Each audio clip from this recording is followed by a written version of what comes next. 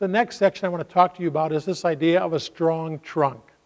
And a trunk isn't, when you think of a tree, a trunk isn't something that's necessarily very attractive. You're not normally focused on the trunk, but it's that trunk that literally makes the branches work and the leaves work and the fruit work.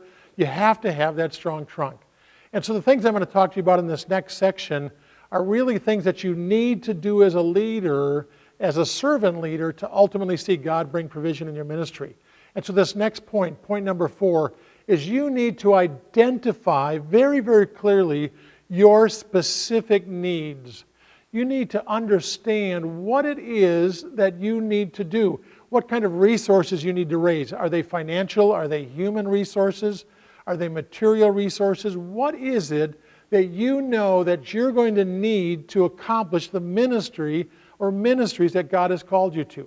You know, in the Bible and with Moses, when he gathered the people, when they were going to build the tabernacle, he literally, in Exodus, in chapter 31, 32, 33, 34, he literally detailed out under the leadership of the Lord exactly what was going to be needed for that work to flourish.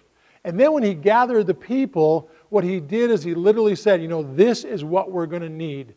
And it was very clear, and people understood what was going to be needed and then how they could help meet that need.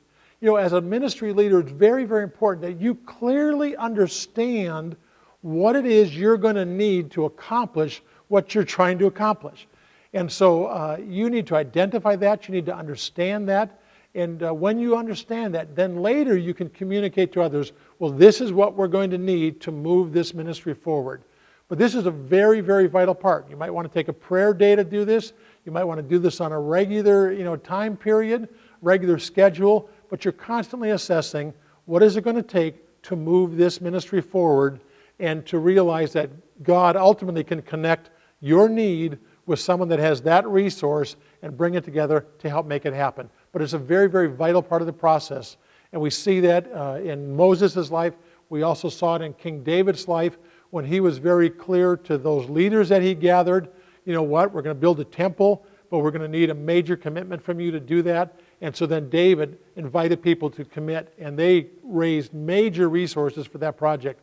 But again, David talked about the fact that he wrote out the plans. He wrote out the plans with God's hand upon him, and it was a very, very clear vision.